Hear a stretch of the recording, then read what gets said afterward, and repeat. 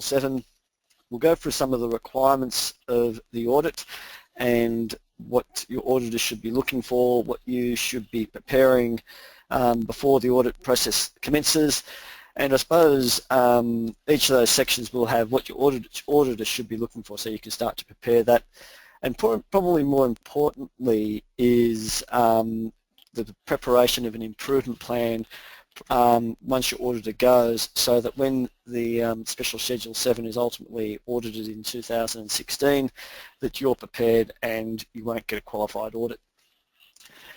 But for those who don't know Morrison & Lowe, just really quickly, we're a trans-Tasman company. We have offices in Auckland, Sydney, Brisbane, Wellington and Wellington. We pretty much predominantly only work in local government. We consider ourselves to be industry specialists. We really do like to challenge the status quo and to challenge our clients on doing things slightly differently. And we bring, I suppose, to the table a whole lot of expertise around local government and in pretty much all areas. So when we start talking about asset management and the linking to finance management and the principles behind that, you know, we've got a lot of experience in that, and particularly given most of the New South Wales councils and our experience with the Fit for the Future reforms, and you know, the 40-odd clients that we did work for as a result of that, we're reasonably well placed to advise you on Special Schedule 7 and the auditing. A really quick background to why Special Schedule 7 is getting audited. For those who can remember back to 2013, I think it was, where we had Destinations 2036 conference in Dubbo. One of the outcomes of that was that the OLG had to do an infrastructure audit. Morrison & Lowe helped with the asset assessment of that audit, and one of the recommendations coming out of it was an audit, if you like, of Special Schedule 7. And you know, for those again who are involved in Fit for the Future reforms, 3 of those ratios that the OLG had prepared were directly related to Special Schedule 7 in terms of you had your cost of satisfactory, your required maintenance and your renewals expenditure. So the importance of Special Schedule 7 starts to become really significant. Okay. Now I suppose our findings as part of the Fit for the Future program is that the lack of rigour, if you like, around Special Schedule 7 creates some issues in terms of audit, and certainly the Office of Local Government's perspective is that they don't want to get a whole heap of audited qualified statements as a result of what councils have been putting into Special Schedule 7. So hence the 3-stage process, if you like, that the OLG have implemented, which is the stage 1 being now, which is how prepared you are to get Special Schedule 7 audited. A review, if you like, of the contents of Special Schedule 7 in the mid part of this financial year, and then the audit of Special Schedule 7 as part of the 15-16 financial statements. Okay, so that's really, I suppose, the process we're going through. So what the OLG have in effect done is ask the auditors to do a mini maturity assessment of your asset systems. And they're going to look at basically 4 areas of knowledge, basically what you know about your data, what are the strategic planning processes around your systems and your processes, how you link your operations and maintenance work practices, and how that fits together in an information system. And if you meet all those requirements, then you'll get basically any way that the Office of Local Government determines Special Schedule 7 to be worked out, you should be able to do that.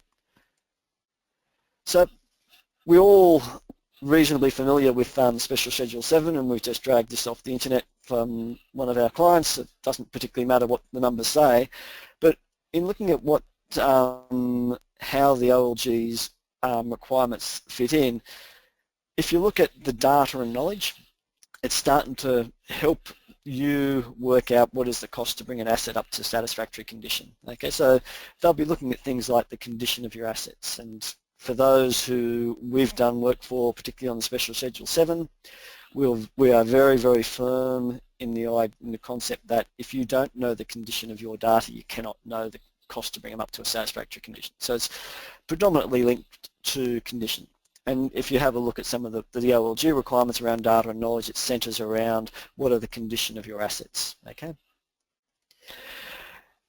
When we look at the works and operations areas, we're actually trying to sort of work out and get some confidence that when you actually have the actual maintenance number, that's reasonably accurate. Now, a lot of councils run some really good systems in terms of activity-based costing, working on works orders, which make that reasonably straightforward.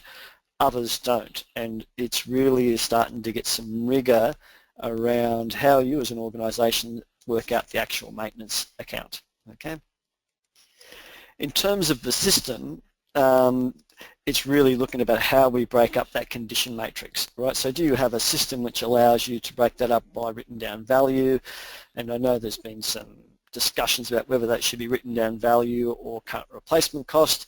For the preparedness audit, it doesn't really matter. What I suppose we're saying here is that no matter what the department or the Office of Local Government ultimately says that you calculate that field as, if you've got the right system with the right information and the right practices in there, it shouldn't really matter how the office asks you to break that down. You should be able to calculate that in a reasonable fashion and with some certainty. Okay, and the final element of the process is the strategic planning processes, which really is about your asset management plans and making sure that this all sticks together. Okay, and so even though the Office of Local Government have got that as a second criteria, we're going to do it last because I think it ties everything together. Okay, so let's just quickly have a look at the first section, which is the asset data and knowledge, and keeping in mind that the information here we're going to predominantly use to work out the cost of satisfactory number. So what are the OLG requirements and what are they asking your auditors to look at? They really are asking your auditors to look at how you break your asset information down. So are they in a logical hierarchical format?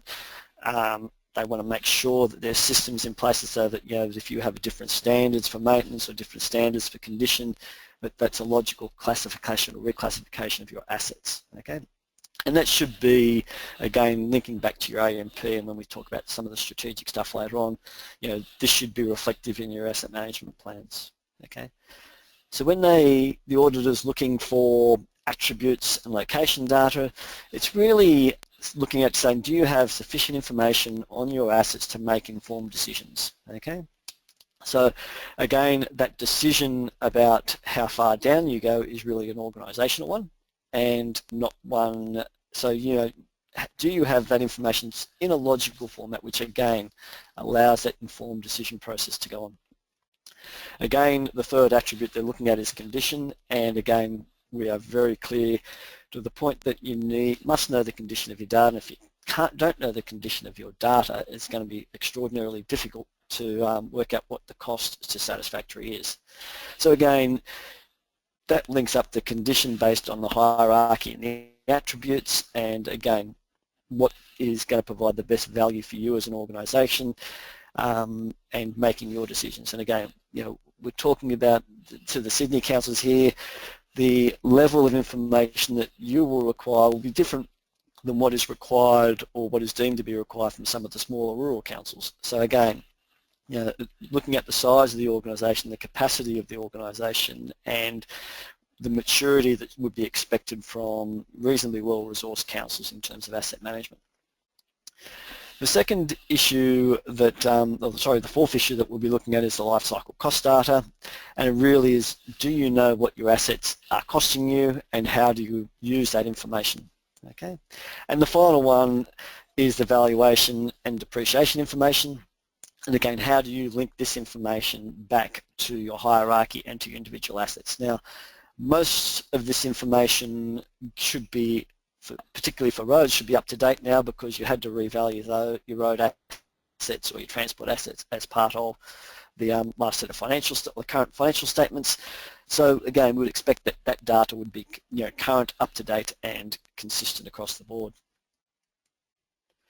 So what will your auditor be looking for? Well, Again, you need to show them your system, how the assets are broken up, what sort of attributes you have on your data.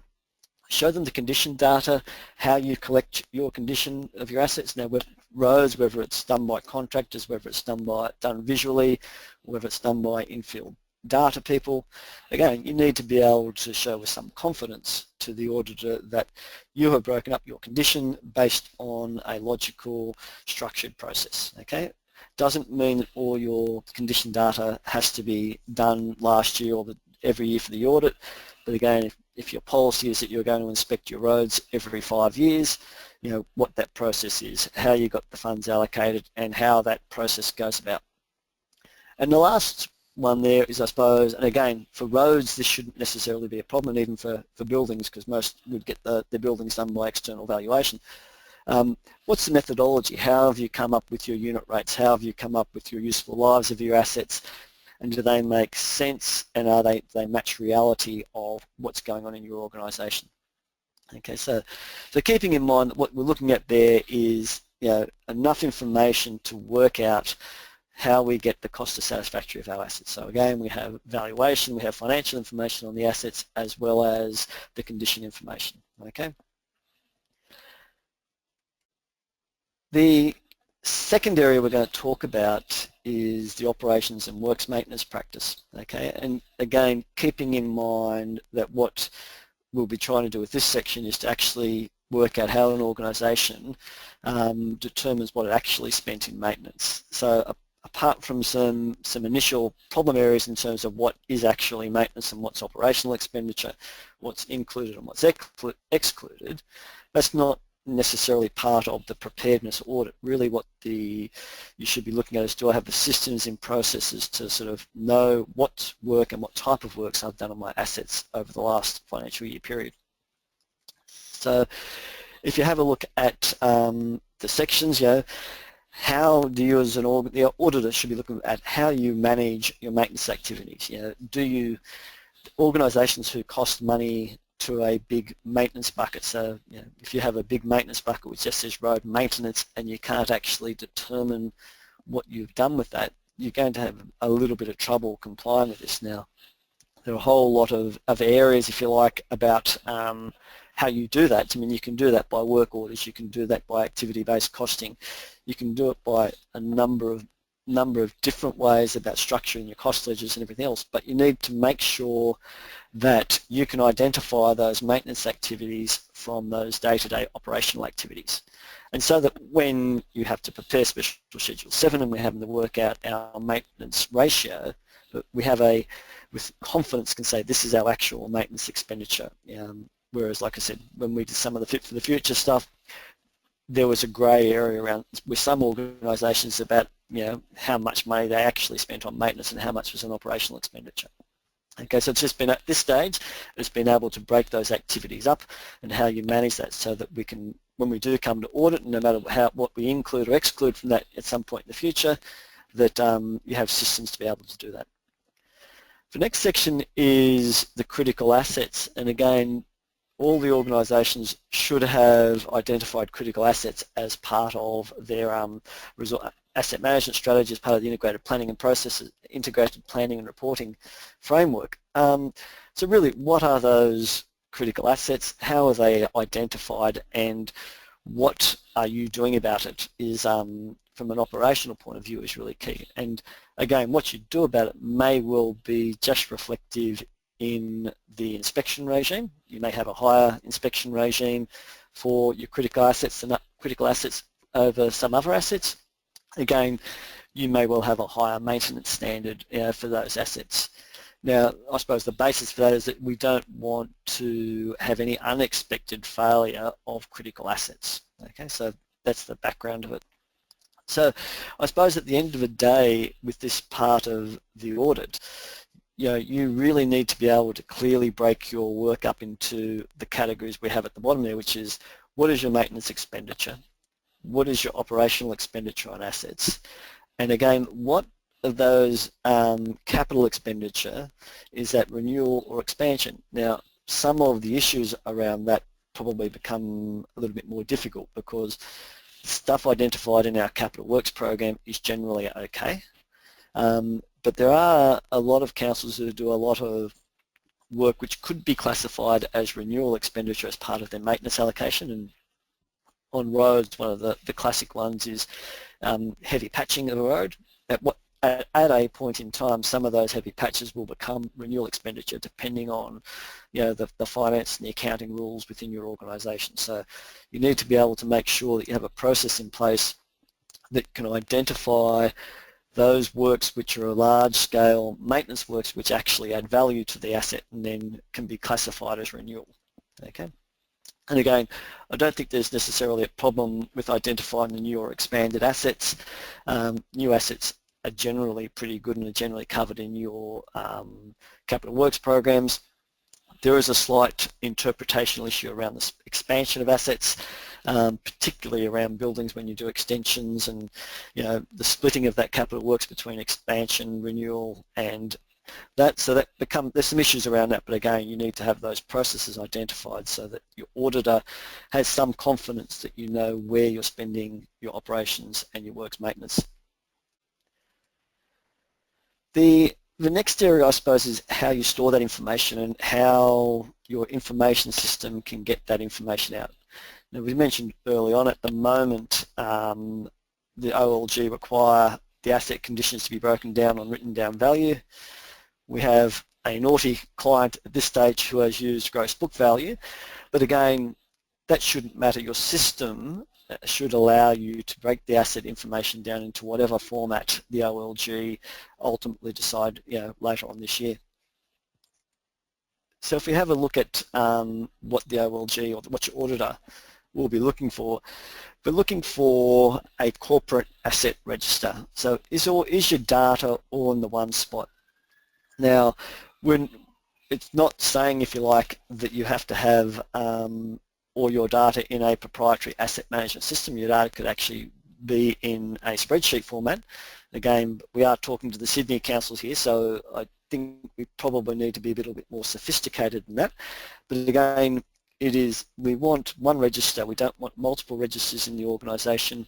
We want to have some confidence that there is one information source that we're getting this from. And we have numerous examples of councils in the past who had multiple asset registers in multiple different spots, and if you like, it wasn't necessarily clear what was the true source of data for the organisation. So again, making sure that you have that one certified council asset register. Okay. The other issue is about how the systems are integrated, and if you like, in the past that became almost critical, where we used to have the old fixed assets register and an assets register. It's a little bit more sophisticated, some of the systems now, where we have the one asset register, but again, we're not saying they have to be integrated, but you need to make sure that we have a consistent base. So the information in your finance system is reflected in your asset system, and the critical asset data in your finance system. The integration can be a manual process. It doesn't have to be live and on time, but we need to make sure that there is a process to make sure that they are integrated and they are up to date. Okay, so that if you're running a finance system and an asset system, that the information is consistent across both. If you're one of those organisations which is lucky enough to have the one asset register being the financial and the engineering asset register, then the integration of that is not necessarily a problem. So again, it's working through with your auditor about showing him the asset register, showing them the making sure that it's a consolidated one. And as I said, it sounds simple, but we have asked councils for information on assets in the past, and the question has come back: do you want the finances information, or do you want the engineer's information? So again, we don't want that situation. We just want to know what is the consolidated asset register for the organisation. Again, what's that linkage between the asset and the financial data? Okay, so if you don't have the proprietary systems, it's really making sure that your data is stored in a logical structured system and that there's some security around that. Again, we have often said that we don't have problems with people's asset register being an Excel spreadsheet. The only problem with Excel spreadsheets as an asset register is the security around it and people being able to update, change, and change that data. So, and invariably with Excel spreadsheets, people copy them and you very quickly lose track of what is the consolidated system. So again, it's making sure that there is that one integrated register for the organisation. The fourth element that the OLG look at is your strategic asset planning processes, and we view that as the process which just ties all this together. So if we have a look at some of the requirements there, it's again looking at your asset management plans and your risk processes. I mean, all the councils now should have asset management plans, but the processes that we talked about previously should be identified in your asset management plans. In most cases they should. So what is the hierarchy of your assets? How is your assets stored? The up-to-date financial information. Now, given that we've just revalued the road network, the road data is probably out of date now. So again, there needs to be a process in place of reviewing the transport asset management plans to ensure that the current or the most recent financial data is reflected in those asset management plans. Okay. And the next element they're looking at, again, goes back to some of the critical asset stuff, but it's looking at those bigger infrastructure risks and how you've identified those in your asset management plans. Okay, so like I said, most councils have good organisational risk policies. Not all of them have identified high-level infrastructure risks in those plans.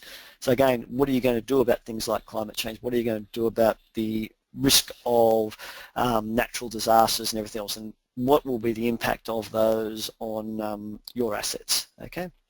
So again, your auditor should be looking at your asset management plans, making sure that what we've talked about previously is documented or articulated in the plan, and making sure that you have a risk policy identified and the major or the big level, high level risks for the assets identified, and again, that whole risk management process around identifying the risk, the probability and the consequences, and what you're going to do to mitigate those risks, again, should be identified in the asset management plan.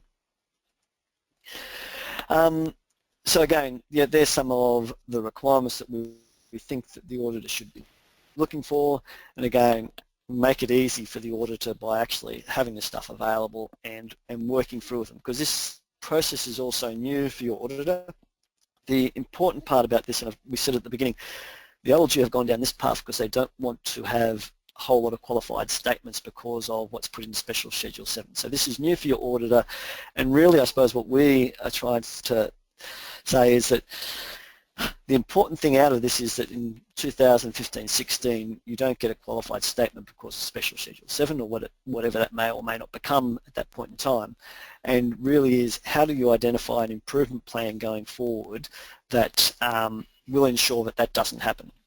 So really what we'd like you to do is work with your auditor through each of those sections, show him what you have got, show him where you're deficient, and again, if you tick all those boxes, then you shouldn't matter how the OLG tell you to calculate Special Schedule 7 or how you individually determine how to calculate it. You should have enough information and enough systems and processes on board to be able to do that. So in preparing for the audit, you need to make sure that those systems and processes are up to date. Make sure that you can show the auditor, for example, your condition assessment strategy, how you categorize your assets into 1 to 5 or 1 to 10 or however you do it, how that's recorded in your systems, making sure your risk registers are up to date and have identified those high level asset risks, okay, and again, ensuring that you guys, once your auditor leaves and gives a report to the OLG, that you've developed an improvement plan that ensures that by 2016 you won't have a qualified audit. Again, I suppose this is what we consider to be the important outcome. Your auditor will obviously prepare a spreadsheet and he'll give that to the OLG. But I suppose what you guys need to do out of it, and the important part, is the development of this improvement plan. And you can't wait, and I can't stress enough, you can't wait till the auditor gives his report to the OLG, because I think their deadline is late October or November. If that's the case, and that's when you start to prepare your improvement plan, That means you'll probably prepare your improvement plan in sometime in December. We'll go on holidays in January. You'll start work on it in February, which means you've only got about 3 or 4 months to get everything in place for your audit in June and July of that year. So it really is important to get this done early, identify where you are deficient and what you need to improve, and develop that improvement plan and get work onto it straight away. So again, improvement plan, then there should be nothing here which is a surprise to anybody, but really is about identifying the key tasks, allocating responsibility for those tasks, and agreeing on the key delivery dates, okay? And again, I suppose from our point of view, it's really, we see that challenges for most of the organisation is, strangely enough, is actually in identifying the maintenance activities and the costs associated with maintenance, and is keeping the asset management plans up to date. From what we've seen with a lot of our Sydney clients, and to a lesser extent our rural clients, that most have reasonable condition on their condition information on their data, and most councils have a reasonably good processes in place for updating that. So the key issue is that those large cost allocations of road maintenance and park maintenance and buildings maintenance probably aren't going to cut the mustard at some point in the future, because you need to know what part of that expenditure is going to be maintenance, capital, or operational expenditure. That's, I suppose, my take on what the preparedness survey is about. If you have any other questions that you want to ask about that, or any queries about that, there's mine and Mark's details on the screen. Like I said, we've been talking to a lot of our clients about Special Schedule 7 and infrastructure issues now for about 4 or 5 years. So we have some pretty definitive views on what should and shouldn't be required, and what council should and shouldn't be able to do. We are working for a number of working groups with OLG to try and get some better reporting on assets as part of the financial statements, and for those of you who were in Rotorua for the IPWA conference a little while back, would have seen that I had a presentation on asset reporting, and I suppose my gripe, if you like, is that if Special Schedule 7 is the only reporting we do on infrastructure, then we're in all sorts of trouble. So going on from Special Schedule 7, I think that councils need to start looking at what sort of information they provide to their elective representatives and to their management team about their assets. Because if it's just Special Schedule 7, then I don't think you're providing enough, and you're certainly not giving reporting back on such a significant activity of the organisation that leads to that. So I'll probably leave you with that closing comment, that I think that Special Schedule 7 is an important part of asset reporting, but by any means should not be the only part of your asset reporting to your organisation. So that's all I've got at the moment. I'll pass you back to Mark, and like I said, if you have any questions, please don't hesitate to type them down, because we'll get a copy of them later on, and we're more than happy to, and we will respond to all the questions after this is finished off. So thank you very much for attending. I'll pass you back to Mark and for some final comments. Okay, thanks Mark.